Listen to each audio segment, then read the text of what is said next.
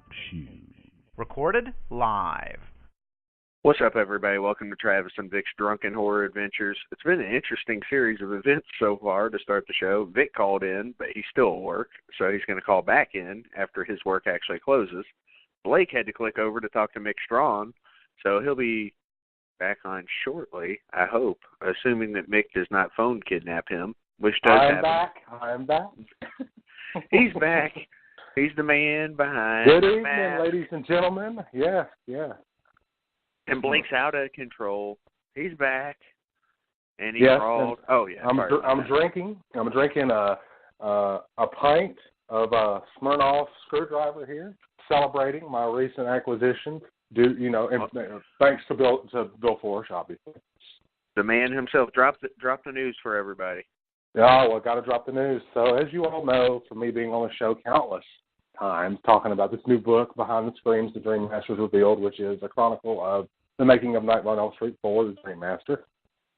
Second best Nightmare on Elm Street movie. I just have Here.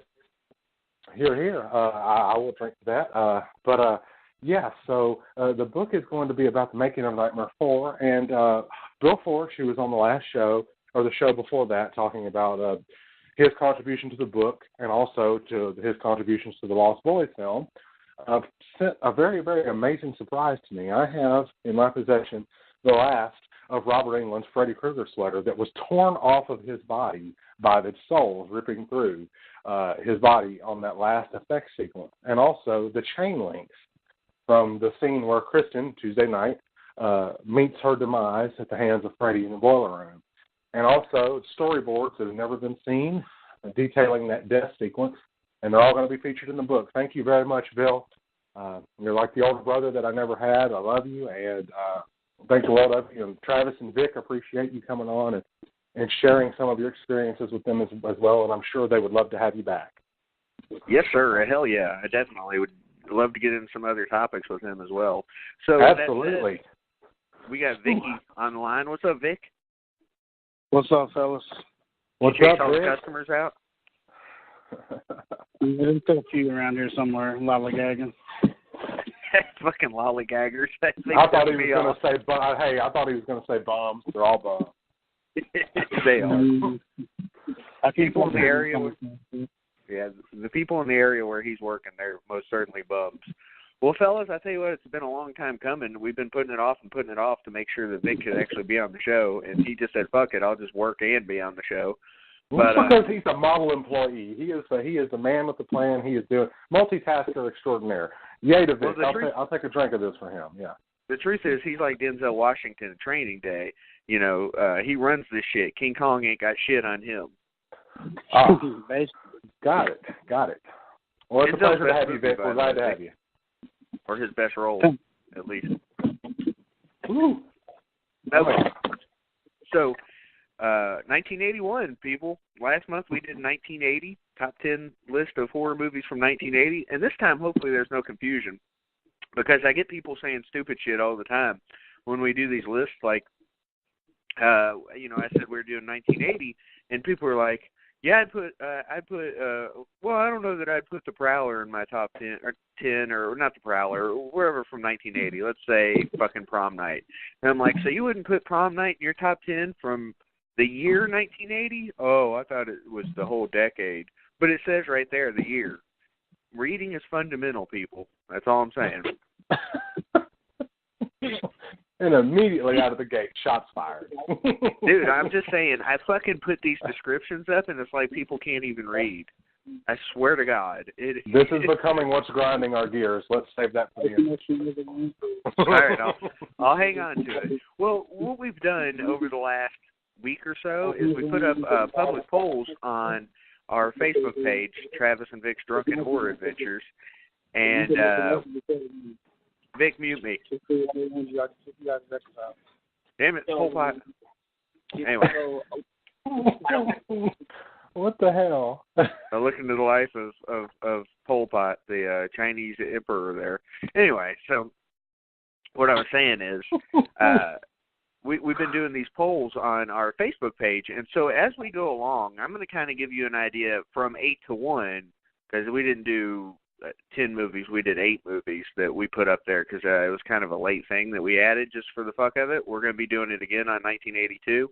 But basically, people had a chance to vote on Facebook as to what their favorite movie from 1981 was. And then basically it was just matchups. And then I took the winners of each matchup, and I've stacked them up so I have a 1 through 8 on those. So when we get to the number 8 of our rankings, then I'll start giving out the public's ranking, and we'll see how they stack up against us.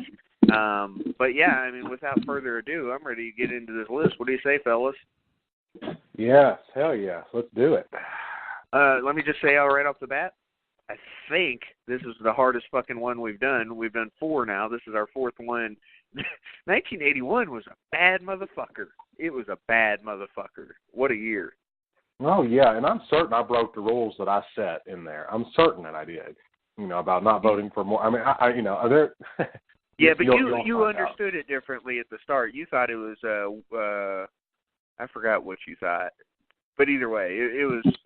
Well, I think it was one not per decade. More than one. So, like, obviously, if we're doing if we were doing it by decade, you couldn't have more than one Freddy Krueger film on there. But since it's year, that's okay. But that was because how we started. We did pre-1970s, and then we did 1970s, and then we're doing we're doing it individual year by year in this decade. Got it. Yeah, that's right. All right. Well, mustachioed correspondent from Elm Street, I'm gonna let you go first here, buddy, with your number 10 for 1981.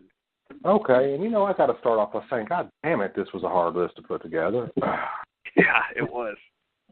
And by the way, this was not one of those that was hard because it was like scraping. 1980 was a little bit scraping. This one was like 81 was like system overload. It was the complete opposite of 80.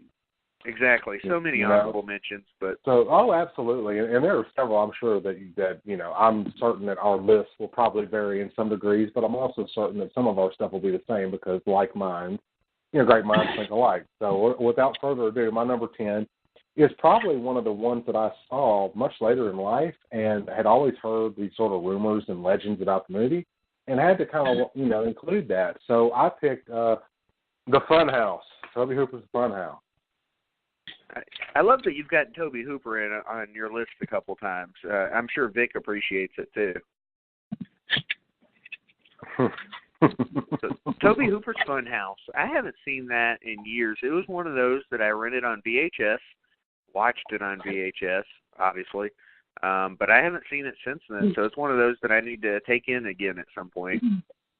Yeah, it's got a lot of really distinctly 1980s practical effects, but they really do work to great effect with the film, and the film is just outright disturbing in a lot of different levels, and it's one of those that if you haven't seen it, you need to see it because it's just as respectable as anything else that Tobe Hooper has done, and it deserves praise because it is one of my favorites, and it's also not one that a lot of people cite. They always cite Eaten Alive or the Texas Chainsaw Massacre. And this is no disrespect. Those are classic films, and I agree, they are.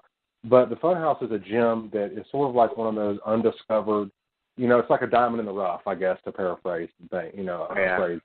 So it's a great film.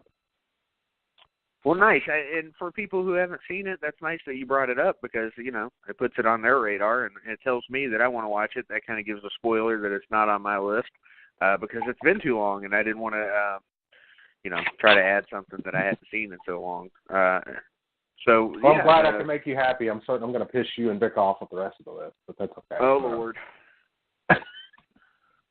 Oh, Lord. Here we go. And it won't be the films. It will be the positions in which I place them that will be the cause of issue. I don't even think I can cry about it on this. As long as certain films are on here, I'll get over it just because this is such a stacked list. It's going to be hard, but I guess I'll let Phil Pike go second. What's up, buddy? What's up, ladies and gentlemen?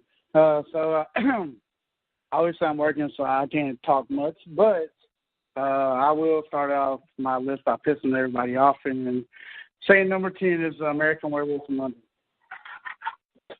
Yep, that was one that was voted heavily in the polls on Facebook, so may or may not piss people off, but it's certainly in the top 8 of the public poll, which I'll get into where specifically it is on that in a little bit. I did not expect to have, or for Vic to have it very far. Vic, when's the last time you saw American Werewolf in London? Be honest. That's what I thought. Sometime in the early 90s. Now, I think it deserves another shot. That's all I'm saying. It'll get one. I didn't kind of watch anything, you know me. He's not a werewolf guy. He's not a vampire guy, so you never expect the respect from Vic for these movies. But, you know, he's not a zombie guy either.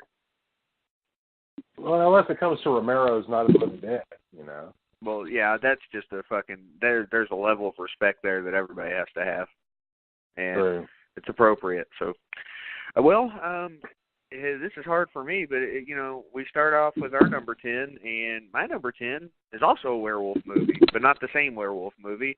It's The Howling. Definitely more of a horror movie than American Werewolf in London, but.